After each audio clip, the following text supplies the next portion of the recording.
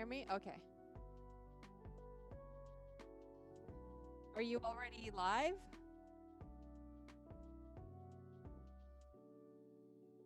Okay.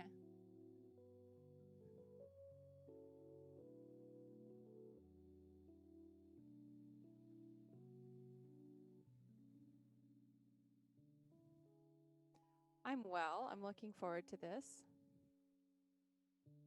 Um, are you okay if we have an end time of like 12:45? Okay. I know that you and we get along well, and so our chats are pretty good.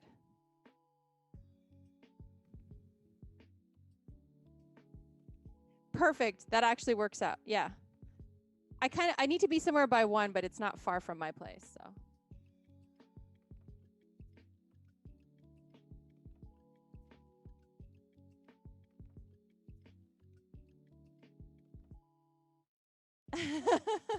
Yeah.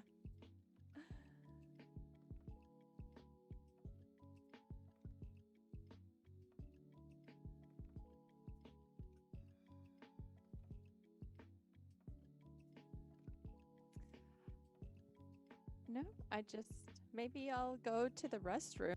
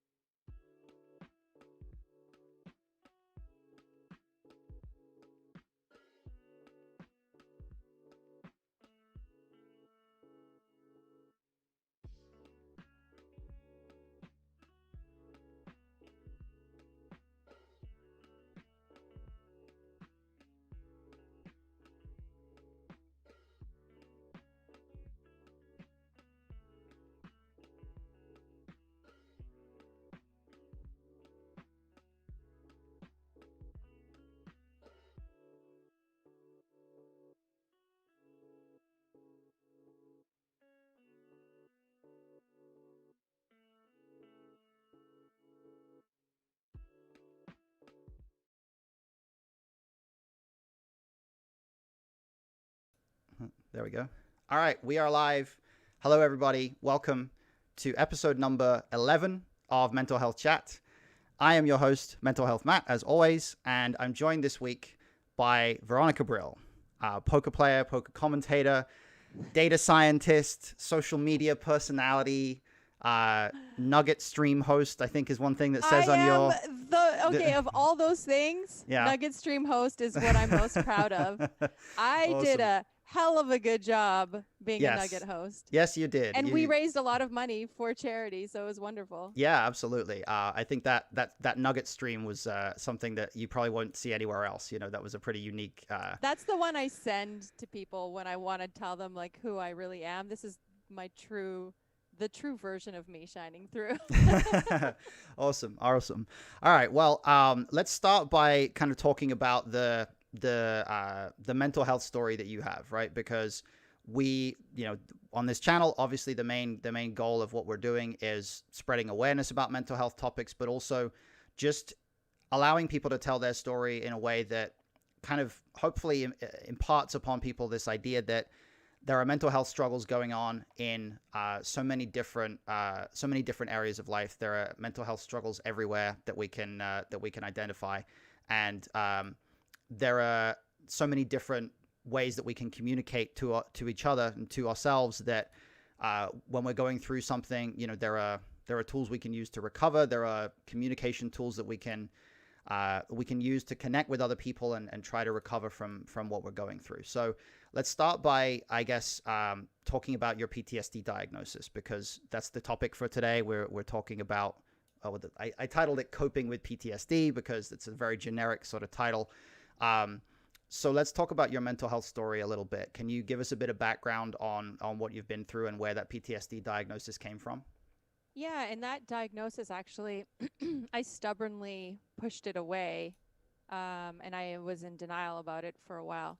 But so yeah, I think like if anyone has been following poker recently, I guess like some of my story became a headliner, and then the Wired magazine article kind of dove into a bit of my life. Mm-hmm. But I did go through. I had a tough childhood, but that really isn't what I'm discussing right now.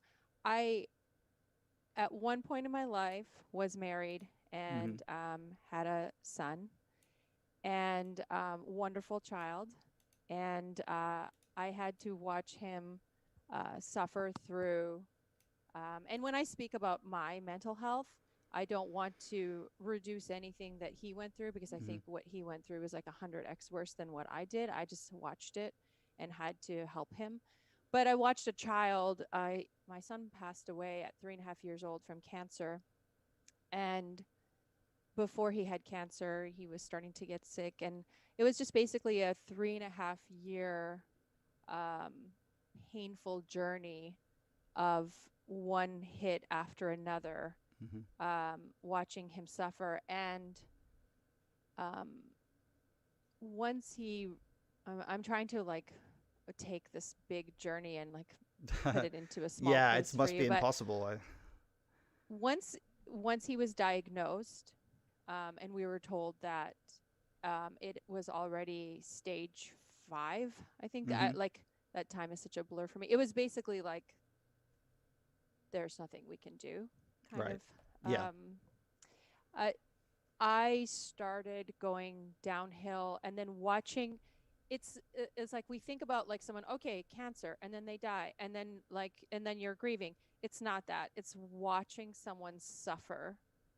And I was literally with him when he died, and it was a 3-day process, and it was the worst experience I've ever gone through. Yeah. And to have like this person who you love more than yourself or anyone you've ever known in your life suffer so much, I was absolutely traumatized. Mm-hmm. And at the time, I didn't have a lot of emotional support. Um, you know, marriage ended shortly after that. But I didn't realize that I was traumatized because I was in denial about it for so long. And all I did was not want to process it for the first year. Mm-hmm. And I honestly just drank alcohol like Mm-hmm. almost every day. Not everyone knows that. And I just like pushed it away and I didn't think about it. And I started having I mean, I had extremely bad flashbacks, I think, like within a couple weeks of him passing. Mm-hmm. I still have flashbacks. They're just not as bad as they used to be. Um, Memory issues. I started having cognitive issues. I started noticing things were really different cognitively. Word Mm-hmm. recall. I would know the word I wanted to say. I couldn't say it. It just wouldn't Yep. pass through this Mm-hmm. barrier. And so I started seeing a therapist. I saw actually three different therapists, and this last therapist was like, "Yeah, you have PTSD." Mm-hmm. And I'm kind of a person who needs to have like tasks or goals to achieve improve mental health, because for me it's very abstract and Yeah. I don't know how to like process things without having tasks. And so she gave me grief treatments, or had me doing grief homework, Mm-hmm. and it started improving. It was like a lot to put in this like little 2 minute spot, and I just Mm-hmm. want to let people know that it took me years to be able to talk about my son Mm-hmm. and not completely have a breakdown and be out of commission for 2 weeks. Like it's been so much work for me to be able to tell my story without breaking down. Yeah. I can only imagine. I think that that's something obviously none of us none of us ever want to have to go through, and it sounds like the kind of experience that none of us would even wish on our worst enemy, just based on the level of emotional trauma that's got to impart on a person. But it sounds like, to take it from a perspective of where you are now, it certainly sounds from the way that you're able to give a summary of these events, that you've arrived at a place now where some of that trauma is starting to heal. Yeah, and so I really want people to know to like not look at these things as a linear path, Mm-hmm. because it definitely was not for me. And I still have moments where I will have like 3 days where I can barely function. And if anyone is close in my life, they'll recognize that and try to help me. But typically I'll just shut the world out. I used to shut down for weeks. Mm-hmm. And so like I still go back to it. I'll still have bad days, but it's a gradual improvement with some dips in the improvements. Mm-hmm. So like thinking of us as like a machine that's just like, okay, now I process and now I feel better and now Mm-hmm. in this, it doesn't work like that. Yeah. We're very complicated, we're very dynamic. I don't know if like two humans function exactly the same way. I wouldn't know that there is an exact equation to heal from this that would be the same for every single person. Mm-hmm. Yeah, and I think that's something that a lot of us can probably relate to, because I think we've all been through experiences where we get given advice by somebody, right? And that advice is like, this is the thing that really worked for me, and then you Right. try it and it doesn't work for you, and you're like, what's wrong with me? Why didn't this work? Right? And that, I think that it benefits everybody when we acknowledge that there are things where, when we give advice, there are things that's like, maybe you could try this, but if you evangelize for a certain thing and that it doesn't work for the person, it can actually make them feel worse, right? And that's something that we all encounter sometimes. So I think one thing that's important for people to know who are not experiencing these things, and I tell my friends this, when I went through this, I shut out a lot of people. I actually don't remember, like some people I reached out to recently, and I've been actively trying to reach back out to people. Mm-hmm. They're like, "Why'd you block me?" And I'm like, "I don't know. I just blocked everyone out of my life. I don't have a reason for why I blocked you." But there were some people in my life who, on a consistent basis, would just reach out to me, either text me or message me on social media and be like, "I'm thinking about you. If you ever need anything, I'm here. Mm-hmm. Please reach out if you want to talk." And I wouldn't respond. They would, a month later, 2 weeks later, message me, "Hey, I love you. I'm thinking about you. Mm-hmm. If you need anything." And then eventually I responded. Eventually I did. And so now, and some people think this is at my own detriment, but I disagree. Anytime someone tells me that they're feeling they're feeling down or anything, I always reach out. I Mm-hmm. always reach out. I'm always like, I may not know what to do, but I'm here for you. Please, please, like, call me or text me.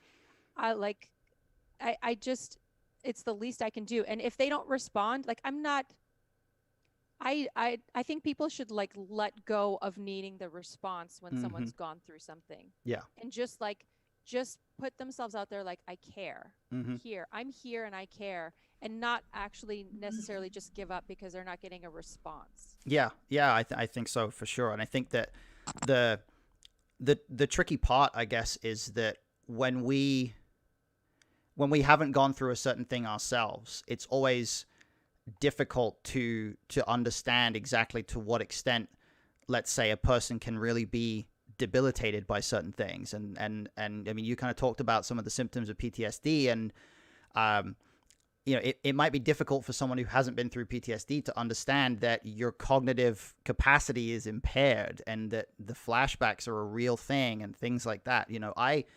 For me, like, my wife, Cricket Pinkball, is in the chat.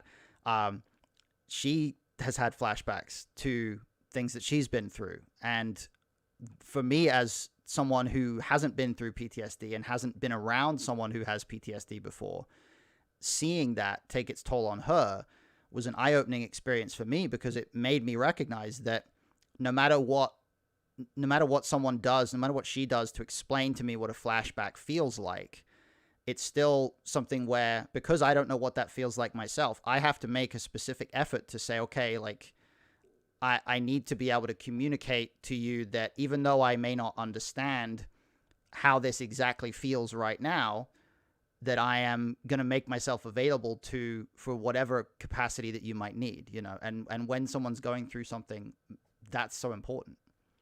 So the only way so I never had flashbacks before Mm-hmm. my son.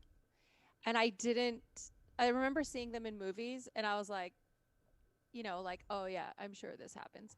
It's exactly like that. You're literally transported to the exact moment Mm-hmm. and forced to relive it. For me, I relive my son's death every single flashback. And I'm forced to go through the motions again and again. And it is the worst. I really have worked hard on um, thinking about him in the good times when Mm-hmm. we had like fun playing together and stuff. But this is one thing that happened after losing him is I've had a really difficult time sleeping. Mm-hmm. I have problems falling asleep. I need things to help me fall asleep now. But what happens, the reason why, is because inevitably, as soon as I'm alone and I'm left with my thoughts and it's dark, as soon as I close my eyes, it's the first thing my brain goes to. Mm-hmm. And it like haunts me. Yeah. And so it is one of the worst side effects. Although they've gotten better, I would get them during the day. I would be mid conversation and I would have this flashback and I would be in this other place and someone's talking to me and then I would just break down. So they've gotten better. I don't know if they'll ever go away, but they've gotten better only because I've faced my Mm-hmm. grief and faced the trauma and started to process it. Yeah. Yeah. Do you have you developed any specific coping mechanisms for when they come up? Do you have like a sort of like a process you go through when you have one? So my therapist said that they're like my cognitive issues. I also have had anxiety since then. I've never Mm-hmm. had anxiety attacks before this. And I really feel for people who've had them, and I didn't understand what they were going through previous to this. Um, but sorry, what was the question again? I was do you going on. do you have a specific Oh, yes, yes, coping yes. mechanism or a process that you go through when one of them So, hits? yeah, so my therapist has given me grief homework, and the homework, she told me if you do not do your homework on a regular basis, like every other day, Mm-hmm. you will have more flashbacks. And she's right. So I have more cognitive issues and more flashbacks when I'm not doing my homework.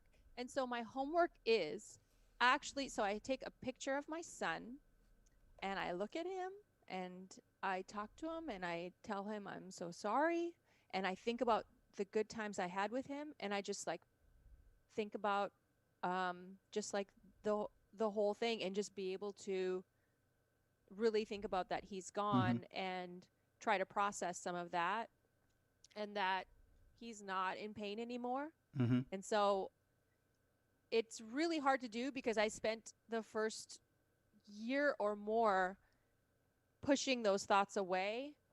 I don't like thinking about that. It just makes me really sad. But when I do think about it, when I do process it, Mm-hmm. when I allow my brain to understand it, it actually makes things better and reduces those flashbacks. And my anxiety that I get, I actually have um, something for my anxiety. So I don't know if anyone in your audience reads Wait But Why. It's a really cool website. And it really breaks down the human psyche, I guess. So there's Mm-hmm. our primitive mind, and then we have our enlightened self, right? Which is like we're aware of ourselves, we're aware of our surroundings, we're thinking about math and technology. And then like our primitive mind's like, I'm horny, I'm hungry, like I'm jealous. Mm-hmm. And so I feel like when I'm having anxiety over the trauma, this primitive mind takes over and like wants to be irrational. Mm. And I start to get anxious about every fucking stupid thing. Sorry, I'm swearing. I hope You that's can okay. curse. It's fine. Every, everything, in my life. And so I have actually an anxiety journal. Mm-hmm. And so I write down everything I'm anxious about, and then the logical portion of my brain, or the enlightened portion of my brain, can process through it and be like, this is illogical. Why are we anxious about this? This doesn't make sense. We've already conquered this, and it helps reduce my anxiety. Yeah, I actually do that too. That's I have a gratitude journal that I do every day, but part of it is it's not just gratitude. It's like setting my intention for the day, but also like getting down on paper what I'm worried about. Like what am I stressing about right now? Like what is my brain turning over and over and not being able to answer? What questions am I asking myself? And it helps so It's a much. it's amazing how irrational our anxiety is, or like the declined portion of our mental health is completely irrational if you process what it is you're thinking about. It's circular too.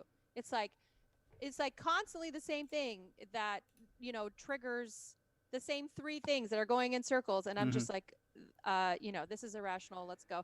I have a very logical typically I'm very logical and clear-headed about decisions. I'm a science-based person. I need evidence to to understand something. And but no, anxiety's not there. Right. Anxiety's like, let's just go crazy and think about the worst things ever. So Yeah, anxiety is certainly like having had a lot of experience with it myself. It's funny when you try to be a rational person. You try to retain a sense of logic to what you do, and then you also go through anxiety. There's like a doubling down of the frustration, because you get to a point where you're like, why can I not just convince my brain to just be logical about this and stop right, being anxious about it? But the thing that I realized after a while is that that's not the essence of what anxiety is. Anxiety is literally something you can't logic your way out of it. Like you can't you can inject logic and scale it down, and like sort of you can like sort of rein it in. manage Yeah, it a you little can bit, manage right? it, but like you can't just like get to a point where you're super anxious and then you just like figure out the answer Right, like it's a math problem, and then it just goes away. Like that's just right. not how it works, right? You can inject a little bit of logic to like scale it back, but the essence of it is that it's that monkey brain, it's the emotional thing. And it's so hard because I don't think we grow up with a very good understanding of these different parts of our brain and how they work, and like how the physical aspects of certain stuff that we do, and chemical aspects, like how all of that influences our emotions. We just kind of grow up with emotions as this thing that we experience, and we don't really start to understand them until we dive deeply into what they are. And it kind of sounds like the experience of of managing PTSD, in many ways, it seems like almost like emotional exposure therapy, where you kind of had to like look directly at the sun in that kind of sense, where like Yeah. the sun is the thing that's causing all this trauma, and to be able to process it, you had to expose yourself to it a little bit. Is that kind of how it was? Right, right. Because so if we can go back to like how we've evolved, Mm-hmm. right? And if anyone out there has read Sapiens, it's a little dry, but it was a good book. And it just talks about how, like we typically have been living like 32 years, Mm-hmm. right? And we were grandparents when we died. Yeah. And we just were surviving. And I'm talking about like, for the last 100,000 years. Mm-hmm. And so we've recently been living longer, and technology has been growing exponentially, and we're we have healthcare now. And I think our primitive mind is so used to just survival, Mm-hmm. and just, okay, a lion has eaten someone in our tribe, we need to fucking get out of here. And like we're just go go go go go, Right. have children, feed ourselves, fast for a little while, Mm-hmm. kill a lion or whatever we did. I'm sorry, I'm not being accurate historically here, but It's okay. like the thing is, we're now getting to a place where we have to face these things, or they're going to cause us mental illness. Mm-hmm. And so you need to process it. So our brain is so used to being in this hyper survival mode. We were never evolved to be like, okay, well, I was hurt as a child, Mm-hmm. and now at 30 years old, I'd like to process that so that Mm-hmm. I don't do that to my children. Right. You know, Mm-hmm. it's just an odd thing now. We're not like we're not like dealing with parasites and lions anymore. Mm-hmm. Yeah, we've sort of gone past the point that we were traditionally accustomed to reaching. We've reached this threshold where now, if you think about it in terms of Maslow's hierarchy of needs, like we've got our basic needs met for the most part. Most of us have achieved a level of security that humans from thousands of years ago could never have even Yes. conceptualized. And so now we have to deal with things like, how do I want to actually be happy and things like that, Right. how do I want to like improve my emotional experience of life, and that's like Well, this whole new domain that we're not even ready for, really. my parents Mm-hmm. don't understand how I want to strive for happiness. Even Mm-hmm. my parents' generation, which is so close to me, Yeah. don't understand. Like, Veronica, what is fulfillment? You work, you have children, you die. What's wrong with you? Like she doesn't get that I want a best friend in my life, Mm-hmm. that I need fulfillment, that I have emotional needs. And she's just like, this is not what we do. We're just here to procreate. Mm-hmm. So Yeah. I think this is a very new feature in the human upgrade. Mm-hmm. Yeah, It's, and it I really think we're is. still made fun of by like some generations who didn't Mm-hmm. think mental health was a priority, and who didn't think that you went to a therapist, who didn't talk about having mental health issues. Mm-hmm. And now I just love I just love being able to be open about mental health and not feel stigmatized because of it. Mm-hmm. Yeah, I think that certainly I'm the same way. I think for a long time I was not. Uh, it wasn't so much that I felt the stigma. It was just like I kind of had this mentality where my mental health was like my business, and I'm not like inclined to share it with people. But that just didn't work. Like it just flat out was like not going to be a route to happiness for me. And the only time when I was able to actually start feeling better was when I actually started kind of involving other people in my life, to the point where I was like, hey, maybe I actually need other people to be aware of what's going on with me and how I'm feeling in order for me to actually feel better. And that was the point where it started progressing. So if we want to touch on happiness, a lot of people would say, you know, going through PTSD or having PTSD after a traumatic incident, is the worst thing that could happen to you. But there were some good. I mean, not pertaining to my son, like it was absolutely hard. I would have given my life to have my son be healthy. But one thing that happened was I had a complete shift in my brain to things that are important. Mm-hmm. all I would do. I would give up everything just to like touch him and kiss him again, you Mm-hmm. know? And that now I yearn for conversations Mm-hmm. and interactions. And I don't care what a person does for a living. I don't care uh, what is, what car someone drives. I don't want anything Mm-hmm. material anymore. It's like so empty to me. Mm-hmm. I've now, and I'm not saying I was like this empty materialistic bitch before, but it really it really made me reflect. My son really taught me the importance of human connection, and like the most fulfilling things to me now are just connecting with people, being with my best friends, I would have a conversation over going to like Hawaii in a Mm-hmm. heartbeat, unless I can take that person with me. But you know what I mean? Like I Yeah. just like you and I having conversations, and we have in the past, even Mm-hmm. without recording, Mm-hmm. those things are so meaningful to me. Those things fill me up. Mm-hmm. And just like holding someone's hand, Mm-hmm. just things like that. Those things mean everything to me. I don't want stuff. I don't want a big place. I mean, I want to be comfortable. Obviously, I want to pay my bills, but I'm not yearning for like $3 million to be in my bank account tomorrow. Right. And it's almost detrimental how much this situation has actually made me care about money the least I've ever cared about it Hmm. in my entire life. And it's the most I've ever made in my entire life right now. It's so funny because I took a job because I genuinely wanted it and I wanted to be happy, and I'm like, if I'm going to spend 40 hours somewhere, I want to be in a job that I like. So I took this job for happiness, and it's the most money I've ever made because I've cared the least Mm-hmm. about making money at this point. Yeah. But yeah, so it's shifted everything for me. It's shifted what I find important. It certainly sounds like it. It certainly sounds like your life got kind of turned upside down by it overall. Yeah. Yeah, I can imagine. So we actually have a question from a screen name Rivers Suck. So I assume that's someone who is poker River and I related. play Among Us together, and I Oh, wanted okay. to get into the Among Us group after this Yeah, too. yeah, absolutely. We'll talk about that. So Rivers Suck asks, so I've never gone to speak with or see a therapist. At what point do you find it a need?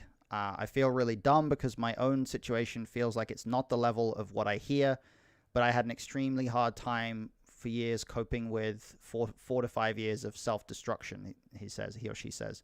Um, so it sounds like the essence of the question there is, how do you know when you need a therapist? Really? Do you have any advice on that?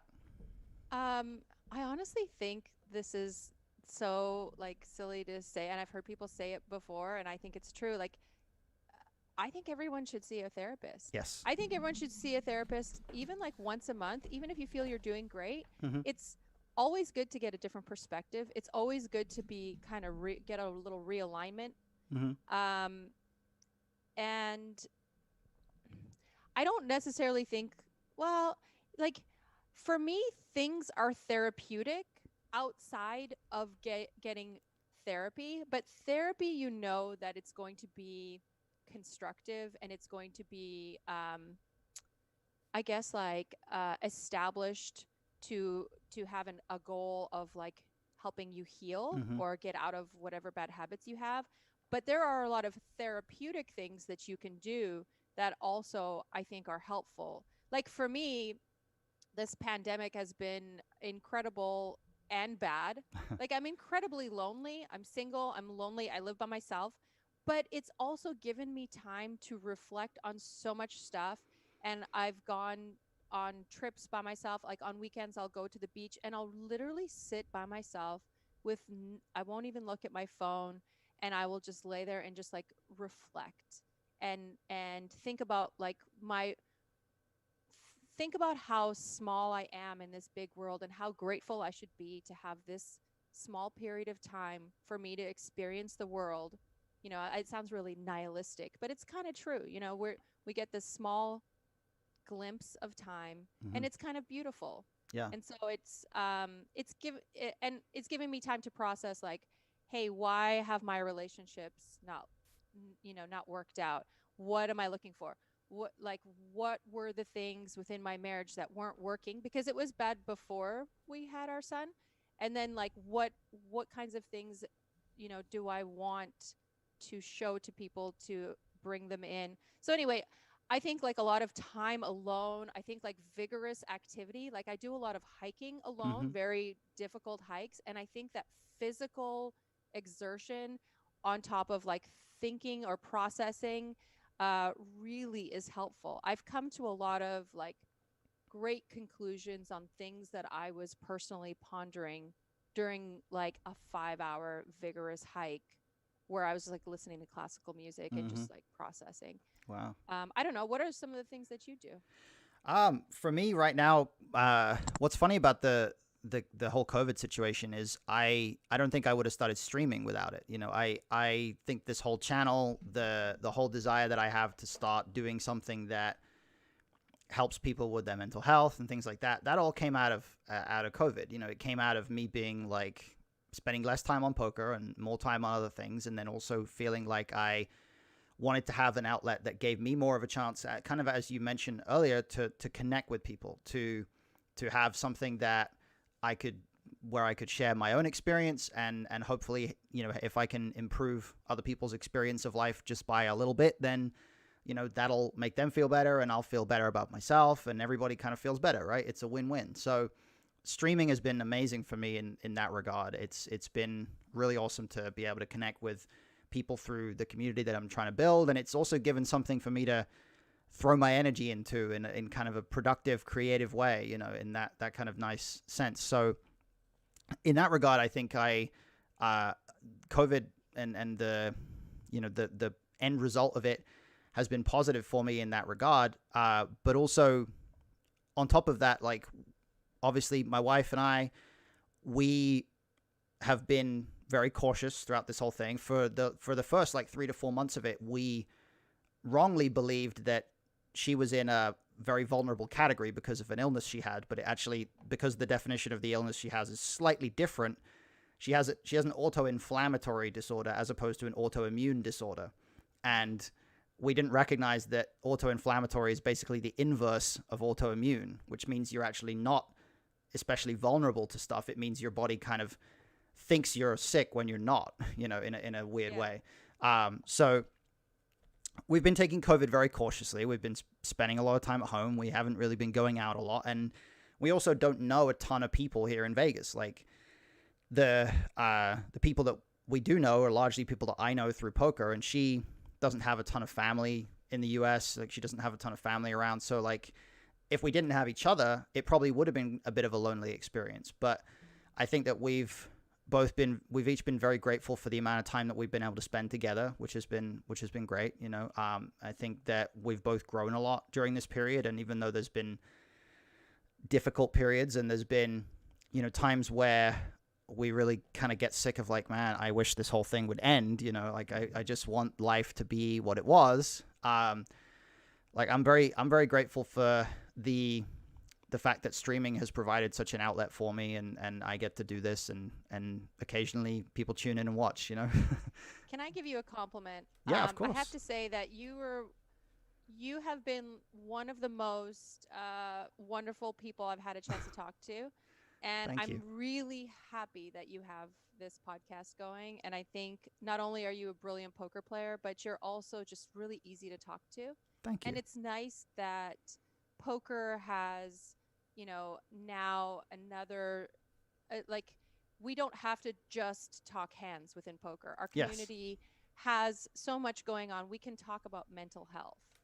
And I think mental health impacts poker players a lot because um, poker players tend to have odd hours and tend to play long hours Hmm. and can sometimes seclude themselves, especially online players who don't leave their rooms. It can be lonely. It can be mentally destructive at times. There's also Hmm. a lot of gambling within poker, within the poker community. There's not everyone who plays poker just plays poker. A lot of people, are Yeah. playing floor games and roulette and Hmm. and can have gambling issues. And so like we should be addressing these issues. It does affect our community a lot. And there's a lot of great people within poker that could have been um, greater or could have done better had there not been all these outside things tempting them, Mm-hmm. or, you know, you know, feeling isolated or whatever it may be. Yeah, yeah. And I think, first of all, I really appreciate that. It's very sweet of you to say that. I really enjoy our conversations too. And I'm super grateful that I've been able to have you on the show, because you were one of the people when I started this, I was like, man, it'd be really good to get Veronica on here. So I'm really glad that Yeah, you've and done I feel this. like we're friends too. Of You know, course. I don't feel like I'm just your guest, because Of because course. like I told the viewers, like we've talked, we've done a Zoom, like I think in the beginning of COVID or middle of COVID, when we were both It was kind of like feeling down. May or June, I think. Yeah, I think it was like Yeah, around the time when everyone was starting to be a bit like, oh, this is going to go on for a while, you know. I know. Yeah, and we were both feeling down, and we just kind of just chatted, right? It Yeah, was a good exactly. chat. Yeah, it was a lot of fun. And yeah, I think that like I mentioned, like streaming has been a platform already for me to meet a lot of people and talk with a lot of people in a way that I wouldn't have been able to do otherwise, you know. And I've been really surprised how much I've not just how much I've enjoyed streaming itself and just being able to like hang out and play games and stuff, but like how much I enjoy, kind of like you mentioned, these conversations with people, just having the opportunity to talk with people that in many cases I haven't really met or talked with before, about topics that are really important and that really make an impact on people. And I think that what you're telling people about PTSD, I think that your perspective on that is something people are really going to value, because I know you struggle to believe this, but people really do listen to what you say. And I think that the perspective that you're imparting there is super valuable, just because your experience is obviously incredibly traumatic and painful, and it's very you know, it's not one that we want to. I'm sure it's not like nice for you to relive it, but at the same time, I'm sure that there's somebody watching this that is being helped by you know, hearing your perspective and having you share that part of yourself. So I'm very grateful that you're able to be open in that kind Thank of you. regard and to be here. Um, yeah, and like in regards to that, I want people to know that. So my undergrad's in nursing. Before I found software, I actually Mm-hmm. worked as a nurse. And one of the things that we often said in nursing is like, when someone gives you a pain score, when you say like, how much pain are Mm-hmm. you in, 0 to 10, that is a subjective score, and Mm-hmm. that is something that you have to take like as truth. Mm-hmm. So people would often be like, oh, well, that person's falling asleep, they can't be in pain. Well, you can actually fall asleep with pain. You can Mm-hmm. actually you can do many things and still be in a fair amount of pain, and it causes anxiety and stress. And why I say that is because when you have a friend who's telling you they're going through something, and then you see them and they're potentially like smiling or laughing, and they're out somewhere, that doesn't take away from what they could be going through Mm-hmm. internally. So it's sometimes hard to recognize. And I think with mental health, people are very straightforward, very face up with it. What I'm saying is like, no one's going to tell you they're depressed when they're not. They're not lying Mm-hmm. about it. And Right. if you see them out at a party and they're laughing, they're probably still depressed. Mm-hmm. So when someone tells you something, it may not always reflect what's going on. I At my son's funeral, my friend took pictures and she sent them to me like a year or two later. Mm-hmm. I was There was pictures of me smiling, Mm-hmm. and I was so embarrassed that I was smiling at the funeral. And she actually um she told me she didn't want to send them to me at first because she knew it would have upset me, but she also said it's like a thing. It She had another friend who she was like this woman in her 50s, and she lost her like 25-year-old son, Mm-hmm. and she was like laughing at the funeral, and people were taken back. But it's apparently a thing because like your brain has not processed Mm-hmm. what the hell is going on, and you're literally in this traumatic state, and your brain is just like survival, survival, survival. And so Mm-hmm. you have no idea. Like I had no idea.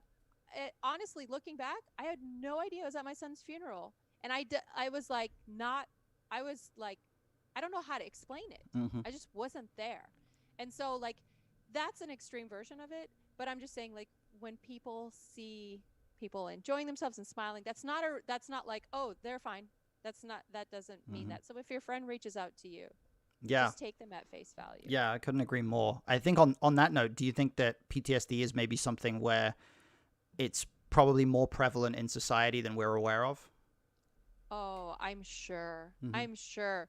Like, um, I often wonder, I have friends who like have a hard time going out in public or being around large crowds or, whatever it is. I'm like, I wonder, what happened, because we are social creatures and we do like to be, for the most part, surrounded by other people and connecting with people and talking with people. So if that's broken, I'm always curious, like, what happened? Why is that? And Hmm. they might be a true introvert, a happy introvert, and that's fine. Like, I don't think everyone falls into the same mold, but yeah, I think there's like an embarrassment and a stigma uh, around any sort of uh, mental illness, regardless of where on the spectrum it falls, and it's unfortunate. We're getting better, but yeah, I think people just like, um, yeah, probably wouldn't. I think it's more prominent than we think. Yeah, yeah, I expect so. Interesting point from Zcat in the chat says, especially people with chronic pain or depression, people with chronic pain are pros at hiding it. Yeah, and I think Really that goes good, for depression and too. Yeah. it causes so much depression, and it's so difficult to get through the day with pain. I mean, like, I'm sure you've had pain of some sort at some time in your life for like a day or two and you're taking painkiller. It is so exhausting to be in pain. Hmm. It's really like you can't focus on anything. Yeah, it's So I kind of wanted to dive into what's been going on recently on sure. Discord. Yeah. Um, So I think we all know Landon Tice. He's Yes. like the A lot of us prince do. of poker. No, I won't say self-proclaimed, because he was on the Solve for Why with Berkey, the vlog, and he's Hmm. like, I'm not self-proclaimed. I'm the self-proclaimed God. So whatever. He's a self-proclaimed God. But so Landon invites me to this Discord server where they're playing Among Us, and I Hmm. join this group, and I know you play Among Us, and like I've never played Among Us Hmm. before, and everyone was really patient with me, but it was like it's like all these online poker pros and live poker pros. It's like mostly poker players, so I Yeah. can associate, like I can talk to them, Hmm. and we started meeting on a regular basis, kind of the same group of like 20-ish people, Hmm. and I've started becoming friends with them, Hmm. and I talk to one of them on a regular basis and we become friends, and like it's been so nice to connect with people, and just to have some things in common, and even just to play games. I feel like as children, we're always playing games, and it Hmm. helps us learn, and it helps us interact with people, and it helps us learn strategies. And I kind of feel childlike again, where I'm playing these games, but it's a game more like these guys are some of them are competitive, and they really want to win. But like for me, it's a game more to like lift my spirits. It's really helping me feel better. And we will turn on the videos, and I get to see other people, and I mean, it's just like, it's been so nice. Hmm. It's been like a little healing for me. That's I found great. this community, and like you can jump on anytime during the day, and there'll be like at least 4 or 5 people who will just like will chat with you, and will stream uh Doug Pokes and Daniel Negreanu's, matches, and we Hmm. all discuss it. And it's just been like really nice connecting with people again. That's awesome. Yeah, I'm really glad to hear that. I think we've all been sort of trying to find new like ways of connecting with people online through whatever channels we have available, Discord, Zoom. Like I can't even imagine how the companies that make these products are coping at this time, where suddenly probably demand for servers on Discord has shot up by 1,000% Oh, or I'm something over sure. the past like 6 months. Um, but yeah, like we've all been looking for these kinds of ways to connect, and for me it's been Twitch. For you, it's been playing Among Us. Like personally, for Among Us, like I played a couple of games just against random people in the public, just like typing in chat, and to, I don't to like get it. those. You're right, to get a handle on the game, and then I started like arranging. I was going to arrange to play on stream, and then all of a sudden I had like a ton of anxiety about playing this game on stream because a lot of my like social anxiety is like the worst form of anxiety that I get, and I suddenly felt like the the sort of thing of like, oh my god, I'm supposed to lie to people, but I'm also doing it like publicly, and like who's going to be watching, and I'm supposed to, I don't You know, it have just to you like have to delineate this lying, right? yeah, Because it's a part of the game. yeah, yeah, for sure, So and it's not that I like it's not that I don't like understand that on a like on a surface level, like, but it's there's just something weird about it where I think it's the idea of my behavior being scrutinized that I don't like. You know, the idea of like everybody's watching to see how you act, and like that just gives me a lot of anxiety. So like so I sort of shied away from it for a while. one of the best things I did, and just to backtrack a little bit, Mm-hmm. like my one of my best friends is Andrew Barber, and him and I had a rocky start to our friendship, but he was like the first person to kind of get me to just be okay with being wrong. And I'm okay. I've gotten to the point where I'm okay with looking like an idiot and being wrong on a regular basis. And so I streamed a few Mm-hmm. matches, and I just posted a few of my imposter games yesterday, Mm-hmm. and I gotten to the point where I'm more prioritizing having fun and meeting people, and I just don't care what they think of me. I know Mm-hmm. that some of them think I'm terrible, and I'm playing with guys who are playing high stakes online cash games. Yeah. These guys are fucking bright.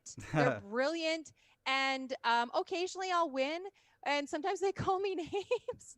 We're actually not too bad. We all like within the game we understand that Mm-hmm. we're just talking smack, Yeah. and outside the game we're all really cool. But I just have to let it go. I'm like, these are really bright Mm-hmm. guys. I can't do anything to stop that, and they all know the game better than me, and I've just let it go.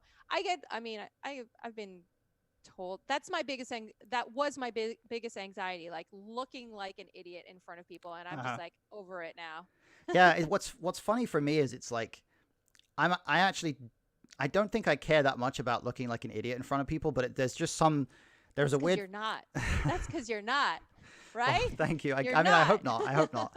But if for me, it's like it taps into my trauma because my trauma is being bullied in high school a lot, and like that, the social anxiety is it's all tied to that, right? And I work on that in therapy all the time. It's one of the main things that I like focus on as a therapy thing, and I've gotten a lot better with it. But at the same time, it's still just anytime there's some environment where my behavior is going to be scrutinized, it's like this little trauma alarm is going off in the back of my head, you know, and it takes me a little bit of like effort to get over that. And I haven't quite like jumped over that hurdle completely yet when it comes to Among Us, but we'll see. I'll probably play at some point. So that's funny that you say that because outside of what happened with my son, which is like where my true PTSD happened, Mm-hmm.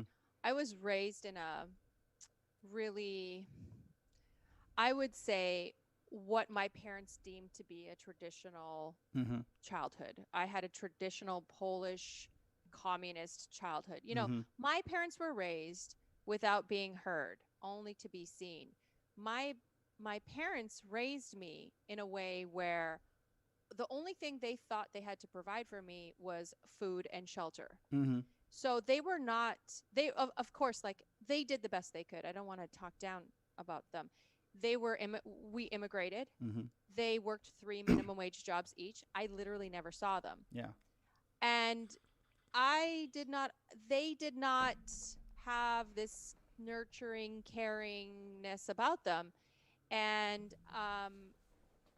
I had a lot of self-esteem issues as a kid, which I kind of grew out of in my 20s, and I think I focused on my looks to try to suppress the things that I was insecure about, because I was Okay. like, "Oh, I'll just bleach my hair and everyone's going to like me."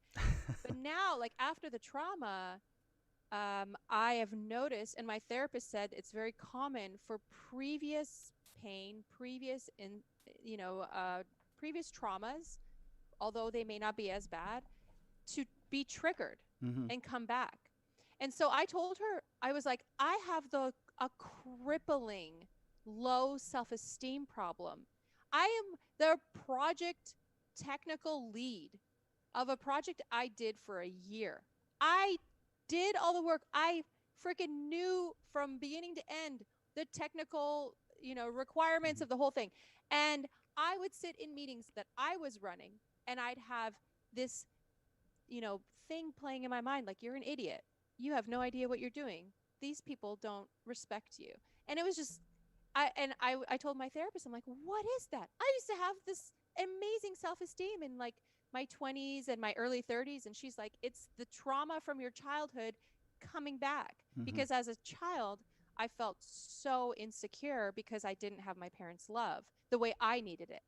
And Wow. so it's really interesting that you say that it triggers it, because it's like almost a domino effect going backwards Yeah. through time. Yeah, and I think that the more time I spend in therapy, I start to recognize other areas where that crops up. Like some area where I'll notice that I'm like mildly uncomfortable when it comes to some specific thing. Like I don't know, I can't think of anything off the top of my head right now, but like you'll figure like something will happen day to day and you'll be like, oh, that was a little bit of an uncomfortable experience, like unexpectedly. And then like a month later I'll be thinking about it and I'll be tracing it back and tracing it back, and it'll be like, oh, there was something that happened when I was 11 Yeah. where like I can trace this my discomfort in this kind of situation to this specific thing that happened. um It is it's really crazy. amazing. It's amazing how the brain works. And I think about it like I know how the brain looks, right? But I think about it like an onion, and I think about like time space. We're traveling through time space, and it just like puts a layer on and a layer. Hmm. And then within like one of those layers, something bad happened, and it's still like pushing up or Hmm. affecting the layers that have been piling on top. Hmm. And you're never going to get that layer out, but you can look at it and examine why it's doing that, Hmm. and then try to try to process it somehow. Yeah, um it that's a great it's metaphor. It's a great way of looking at it. Well, thank you. I'm here for the metaphors.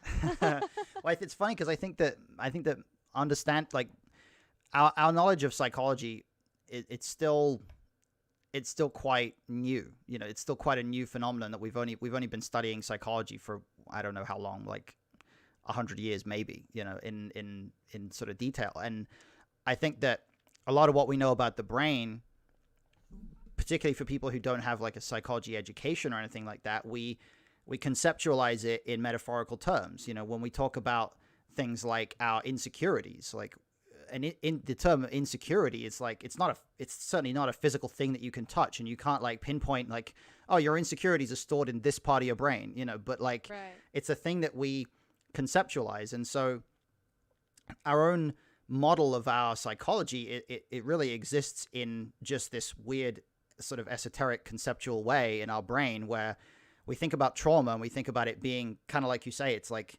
buried very deep. We think about things that go back a long time as being things that have a lot of stuff piled on top of them. Then we're sort of visualizing ourselves like digging down and trying to like find it.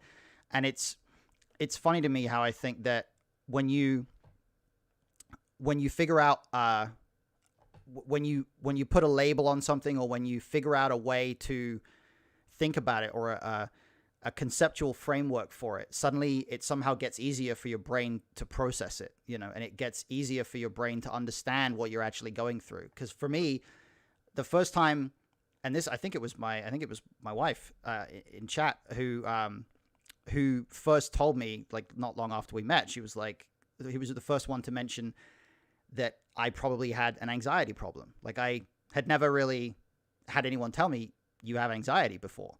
But as soon as I heard that, I was like, that's what I have. That's the thing. That's why I feel this way, right? Did Yeah. you did you feel like that a little bit when it comes to PTSD? Did you feel like when they told you have PTSD, it was like, yeah, that's what I have? Yeah, I mean, it kind of put into writing what was happening to me, because it was a little Hmm. chaotic what was happening to me, and I didn't understand it. Yeah. I didn't understand. I was quite sharp when I was younger, and or before this happened.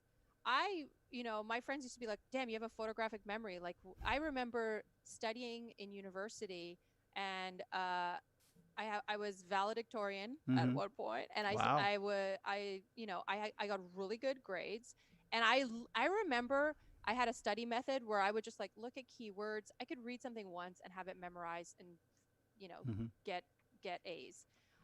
And everything fucking changed. And I was like, what are these memory problems? What is this thing that's making me feel like like I can't sleep, like my heart's racing? I never had anxiety before. And I did not have a great childhood, but I still didn't suffer from anxiety. Mm-hmm. Um, yeah, it gave me a way to put these things into a basket and say, okay, it's okay to have these things happen to me.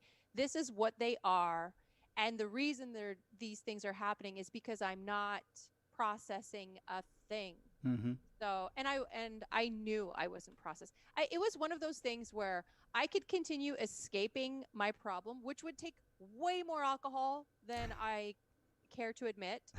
And then eventually I would have probably killed myself, to be honest with you, because I was headed down that road. Luckily, I had a friend who checked in on me every single day, and I still adore him to this day for the amount of work he put in to keeping me alive. And those people are people that you should never throw away. Yeah. But, or I could say, there's something wrong with me and I need to face this and I need to figure out what's wrong with me. And then I was able to do that. But it wasn't like overnight, like, okay, well, Mm-hmm. I'm just going to stop everything and I'm just going to process. It wasn't overnight. It took a lot of time. Yeah, it always takes time. It always takes work. But yeah, I think I speak for everyone when I can say we're all very grateful that you had that one friend and that you're still around. Yeah, and him and I are still friends. We're not as close as we used to be. But we'll always we're one of those friends where like when we call each other, we just go back to where we Yeah. left off. Yeah, I think Like I said, having and friends like he's that one is of those great. people who just didn't give up. Like Mm-hmm. I would shut down for like 4 or 5 days, like completely shut down to the outside world, and he would just constantly try to call. He would leave me messages. He would email me. He was like, "I hope you're okay," and I knew someone cared. And eventually, that that like felt it something inside was triggered and I'm like, "Oh, someone cares about me." Yeah. So it was quite it's nice and that's why I tell people reach out. If someone says anything to you, just reach out. I would, wake up in the middle of the night to speak to someone if they were like feeling down and depressed. Um yeah. Yeah, absolutely. And I can say the same thing. Like the people that I've had who've reached out to me, the people that I've had who who have sort of been there for me while I've been going through rough patches. I'm incredibly grateful for those people, and I'm also incredibly grateful that since I started doing this and since I started kind of sharing things on Twitter about my mental health, like I've had so many random people just reach out to me and be like, "Hey, if you ever need to talk about something, I've been through stuff like that. I'm here. You can talk to me, whatever." And it's like, it's crazy to like. We all try not to be cynical, right? But at the same time, on social media, it's hard to think like that everybody who follows you like deeply cares about your life and stuff like that. It's where Some people do. that's exactly the thing. Like Yeah. when you put stuff out there that's really authentic, it shows you that like, yeah, there are people out there who really do genuinely care, and that social media isn't this sort of hellish landscape of I you know I agree. whatever else. So one of the things that also changed, I call it Veronica 2.0, my Mm-hmm. human upgrade since this trauma happened to me. One of the things is vulnerability. Mm-hmm. I have just decided to be open without the fear of being hurt.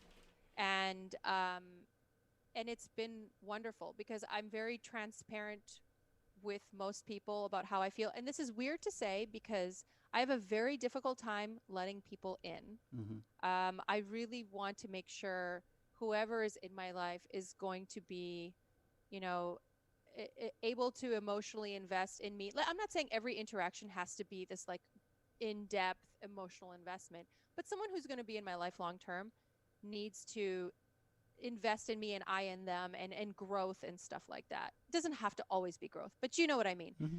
But like just to have the vulnerability to say I'm in pain or hey, I like you. Can we be friends? And if they don't want to be friends, I'm like, okay, that's fine. Like just to have the ability to be open to interactions and, you know, I guess like being a long-term nihilist kind of helps too because I'm like, in the end, we all die and the sun's gonna burn out. So want to be friends?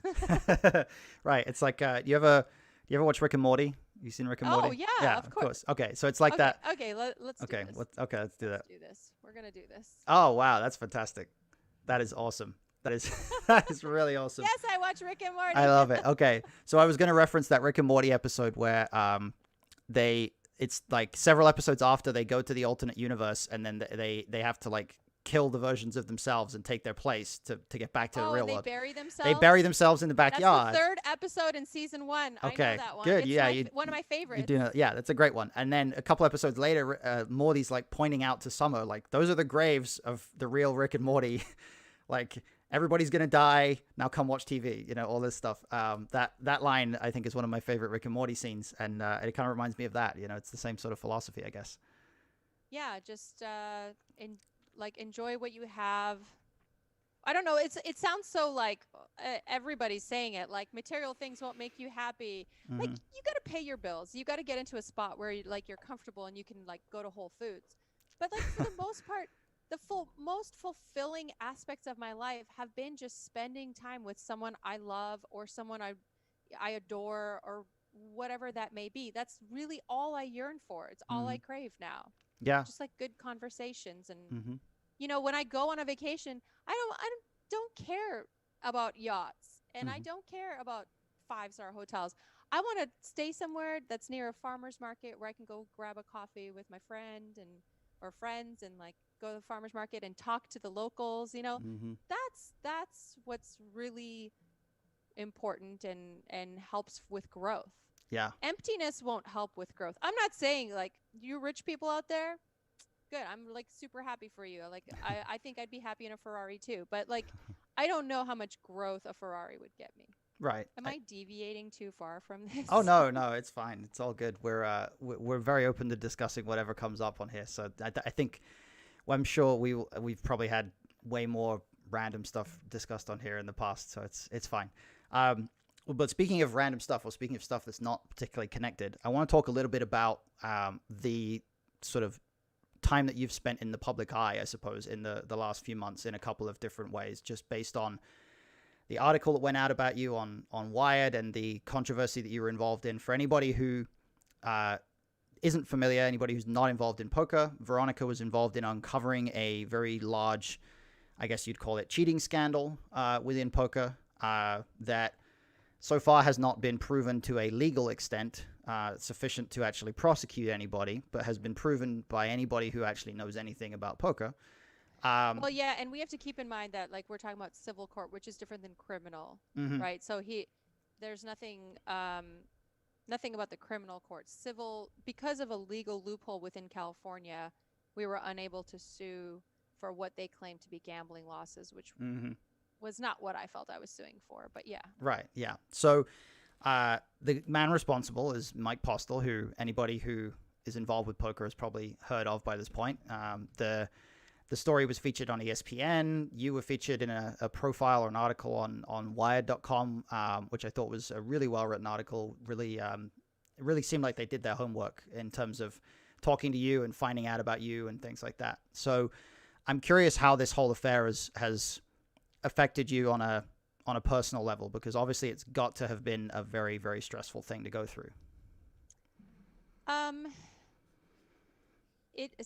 I mean it's gone in waves. So Mm-hmm. initially I was obviously like very very traumatized is probably a heavy word, but like the first 3 days that Mm-hmm. after I announced the cheating, I was being attacked by his Yeah. friends and you know people just basically saying that there was no evidence showing that he was cheating. And then once we started watching the videos with Joey, things started turning around. But he's been trolling me the entire time. Um, how has it been? It's been interesting. I have been thinking about like how is my persona in poker now just around this? Like, is Mm. this all I am at this point? Because like I feel that's all that people talk to me about now. And of course, like I was doing commentary before this, but the show wasn't that popular. Mm-hmm. So and I know I'm not a professional poker player, so no one's like reaching out to me for commentary. It's been interesting. I think I've met a lot of great people. I've definitely I side with the fact that I think humans in general are great, and I think like the poker community has been so supportive. It's been incredibly heartwarming how supportive the poker community is. Like Dan Zach retweeting me, and then Mm-hmm. later he's in my Discord group, and like him and I talking about the process because he reached out to me initially and he was like, "Hey, I don't think that there's really any cheating going on," and then reached out to me like 3 days later, like, "Hey, you know what? You're right. I'm sorry." And like just the people like Berkey, and I think Dan Zach was extremely objective. I think like most poker players, Haralabob, were Mm-hmm. really initially just looking at it like, look, hey, let's look at these hands before anyone freaks out. And I thought that would be the only perspective. There was a lot of negativity, but I have just appreciated the poker community in general. Like, oh my God, I raised almost $30,000 for my defense in 4 hours. Mm-hmm. These people, there's a chess champion. I think he was like a 7-time chess champion, and he was one of my biggest donors on Wow, really? GoFundMe. I don't know who that is. Incredible. Yeah, I looked it up because I was like, who's donating all this money? Sorrel Mizzy. Like all of these big names Mm-hmm. are donating to me. And I was just Farah Galfon, you know? I was just taken back. I was the one thing I was thinking was like, look, I'm just gonna raise like $3,000 if I can, and then I'm gonna have to, find a way to get this $17,000 and, pay it Mm-hmm. off. But no, it was quite the opposite, and I just am incredibly grateful for all of the support. I just like I couldn't think of a better community to be a part of. Yeah. Poker has really changed my life for the better. And my parents used to always be like, "Oh, Veronica, you play pokera, you gamble." Poker has been the best influence in my life ever. Mm-hmm. And I would be a life fish without the poker community. So some of the most intellectually stimulating and mentally growing individuals, I should say like helping me mentally grow, have I've met through poker. I have like become a more logical thinker. I have understood probabilities better. That this is this has been the best thing that has ever happened to me. I'm so happy I found poker. Even though I think I obviously could spend the time to study and be a better poker player, even though that's not like my life route. I still think like just the involvement in poker uh, has just made me 10x better the human that I ever would have been without it. Yeah, I agree. I mean, for me, it's taught me a lot about things that if I had excuse me, if I had never gotten into poker, I think there's a lot of stuff that I would never have learned, and even just within the last 2 to 3 years, the people that I've come into contact with since moving here to Vegas, the people that I've met, the things that I've been able to get involved with, the experiences that I've had, I'm super grateful for it as well. In chat we have one of our users, Italine, his name is Holger. He's a guy from Germany. He's one of my poker students. He says he donated to you as well. So thank you to Thank you so him. much. Final Table Boy, another one of our regulars, says we were happy to be a part of that. I also donated, so a lot of love for you in our chat and from this community as well. Thank you. I really appreciate it. I'm still just taken back. I was crying. I was actually doing a Zoom call with KL Clayton, Yeah. and I was crying because I was like, I can't believe I've raised like 12,000. He's like, actually, you need to look because it's almost at 20,000 now. And I was just crying. Yeah, that's crazy. That's really amazing. And I remember Bill Perkins was like, if you don't get whatever you need, like I got the balance, wasn't he? Like Bill Perkins did more than that. Oh, really? Wow. When I initially contacted the lawyer that I have, my lawyer, he wrote the anti-slap law in Nevada. Okay. And he's the guy. And so I called him up and I was like, how much would it cost for an anti-slap? And he's like, oh, it's about 20K. But if you Mm-hmm. can find someone to do it with you, then, we can just like cut the cost.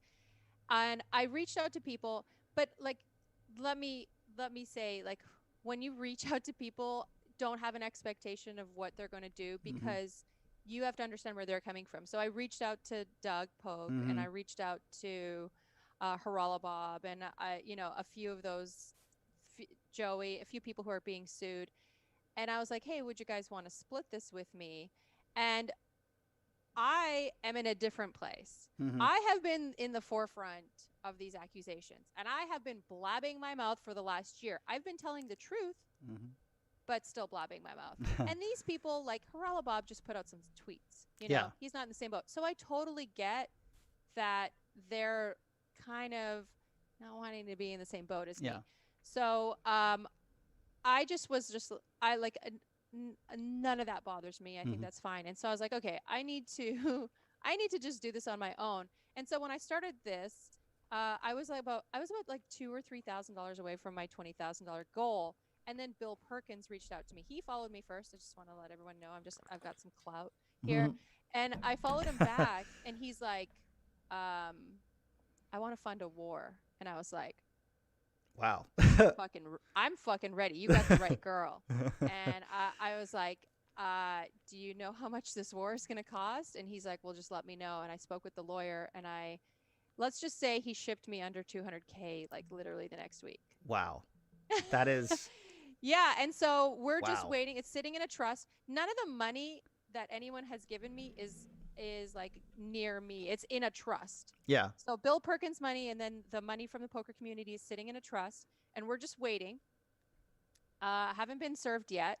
If I do get served, we're fucking going to war. Yeah. We want discovery, because we all know he did cheat.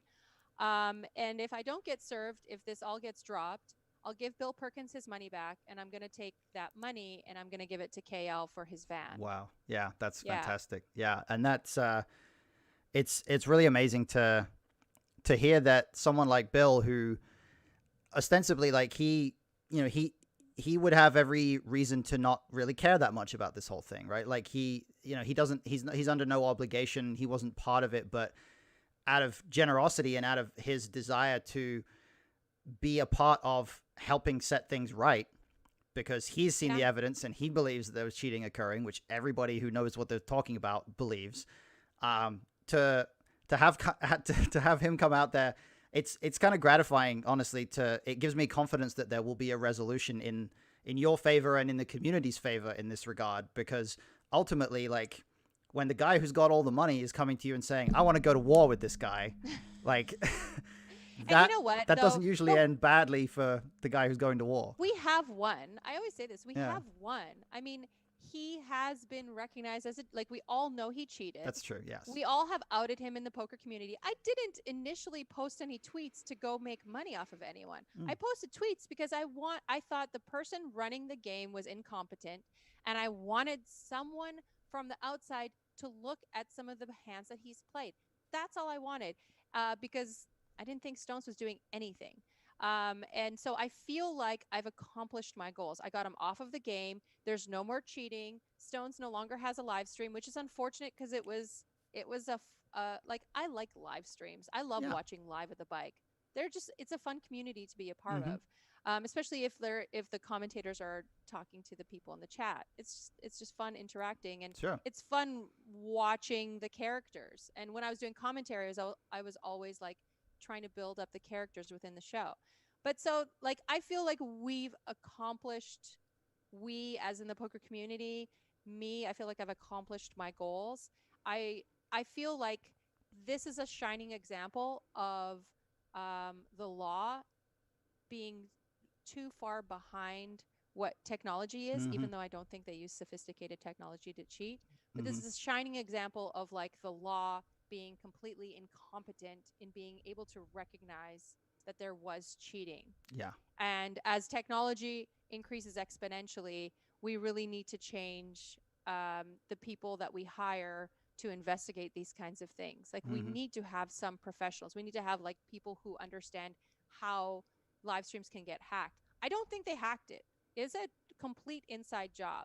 Mm-hmm. It's for sure, obviously, an inside job. So they just needed to give him the information. Mm-hmm. But if there's ever a circumstance where someone's, live streaming is being hacked, we need to, like, how can you identify that a live stream's being hacked if, like, the people who are in charge of investigating it, like, don't know how to use a computer Right.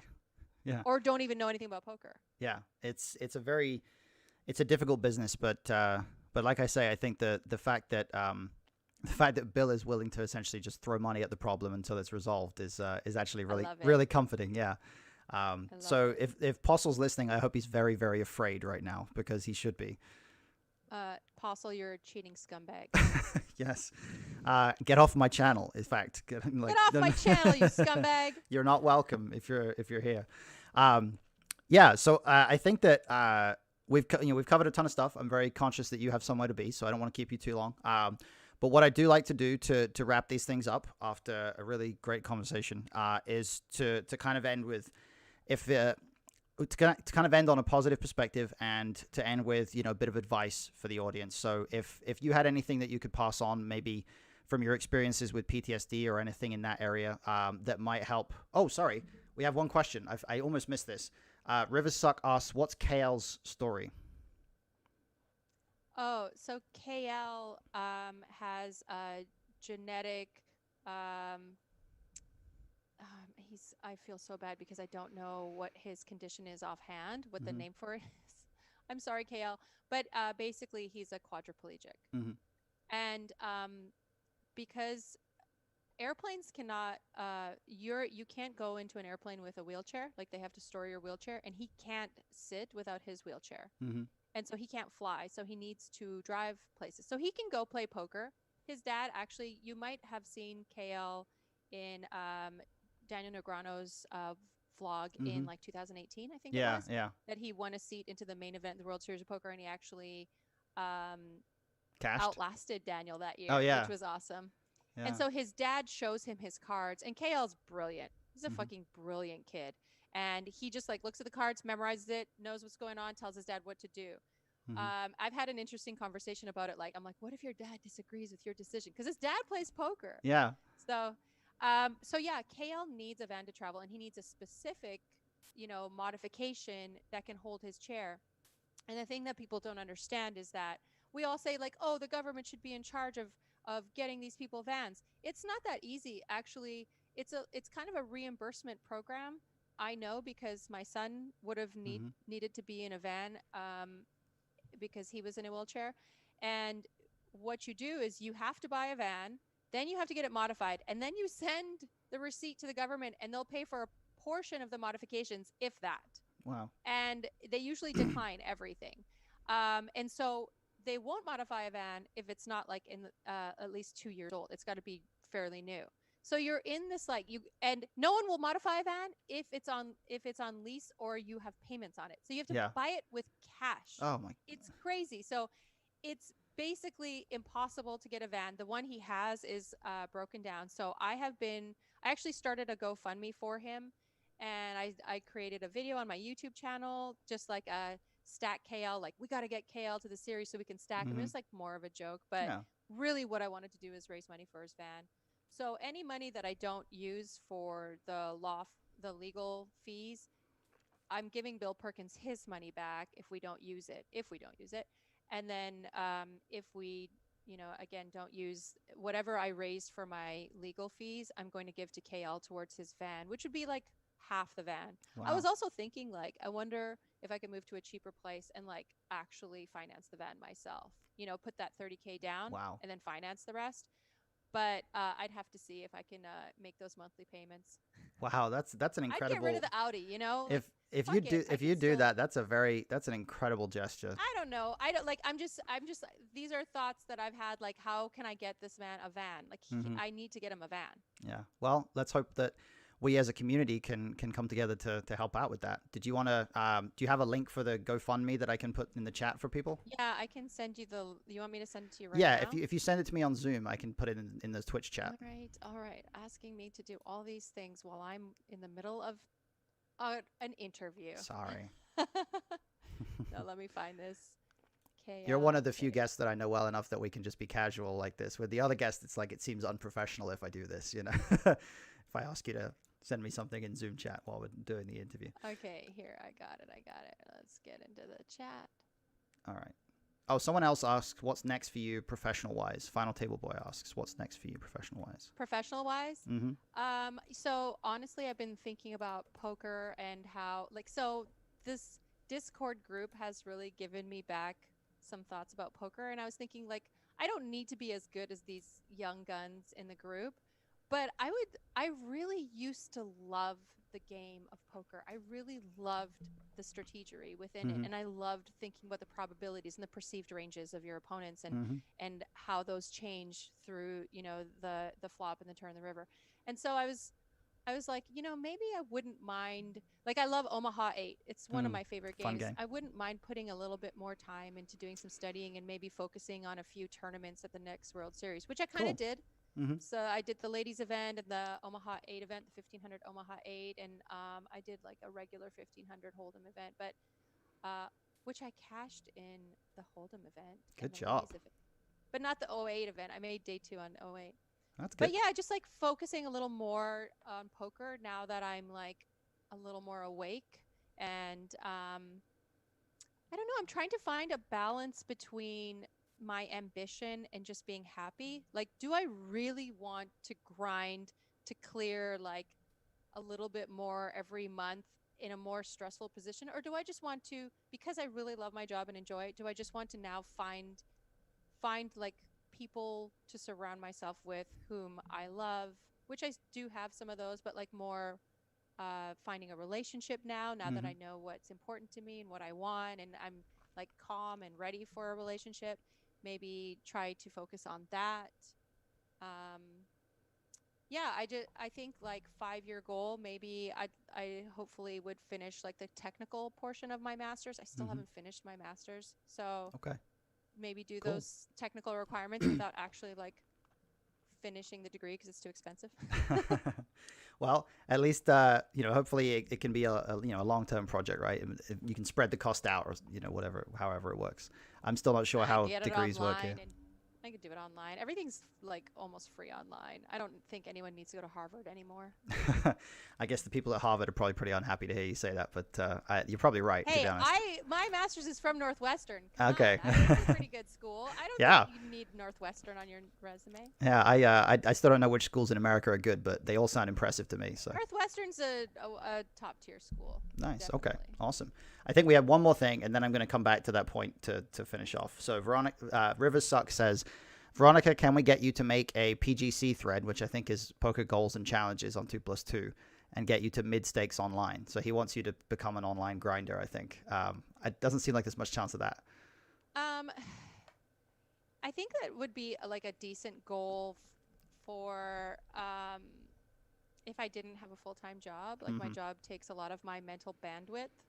And then in the evenings I kind of want to chill and like just like socialize a little bit. Yeah. But I think like I don't know. I think that sounds like a cool challenge. I actually think to be motivated, I probably would like do a prop bet with someone for that. A prop bet sounds River, fun. let's Yeah. talk prop bet. Let's Yeah. talk prop bet. I think from what you'd said before, I didn't quite picture you like like 12 tabling, just grinding 4-hour sessions online. Like I just couldn't picture it. But a What? prop Why bet not? Why sounds. wouldn't I want to stare at a monitor 20 hours a day? Get Well, headaches all the time. maybe you can find a way to do that and still connect with people and have conversations at the same time. Maybe you'd be a poker streamer or something. I don't know. Well, like one of my friends, Trico, he like streams like 12 tables, and then there's like 4 of us in the chat with him, and then we're playing, code words and Among Us, and I'm like, well, how do you do all of Yeah. this? Yeah, Um, it's got to be intense. It's got to be intense. But yeah. Anyway, let me come back to that point then. Let's end with an insight that if there's one thing you want people to take away with regard to, let's say, a coping strategy for PTSD or anything that you think you've learned from your mental health experiences, what do you think would be an important thing I for people think to be aware of?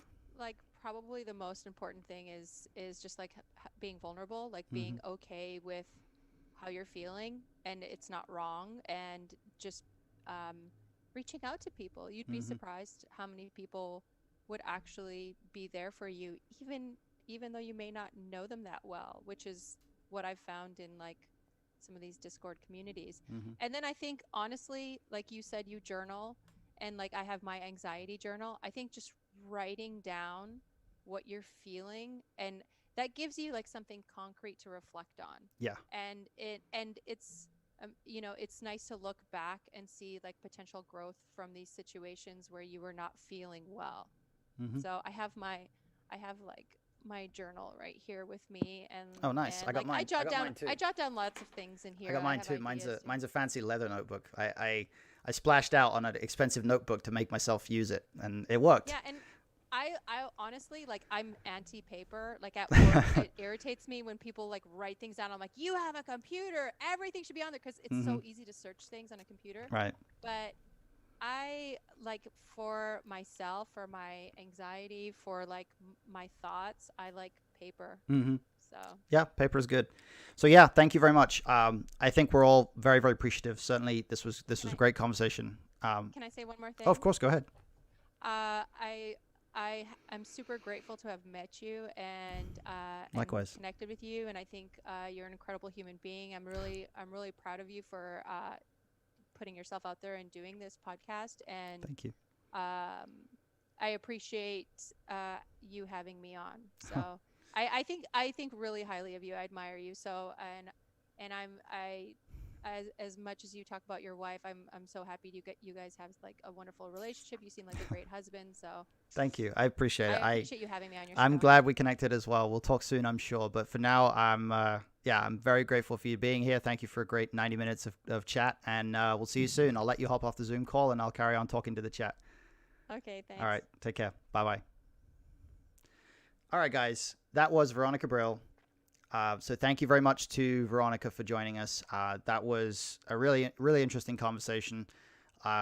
Really love talking to Veronica about all kinds of things. Obviously, there's a lot of life experience there to pass on. She's very good at communicating what she's been through, and obviously she's been through a lot of stuff that is pretty intense. And I think there's a lot of experiences that she's had that we can all learn from. So very grateful for her very grateful to her for coming in and talking about those issues with us.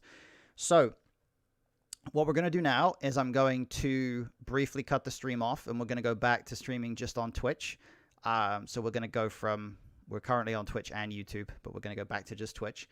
And then when we reboot, I'm going to take a quick break, and we're going to come back and we're going to carry on, and we're going to read one more chapter of Lost Connections by Johan Hari. So that's going to be our little sort of book club, and then we're going to play some Bug Snacks. So thank you guys.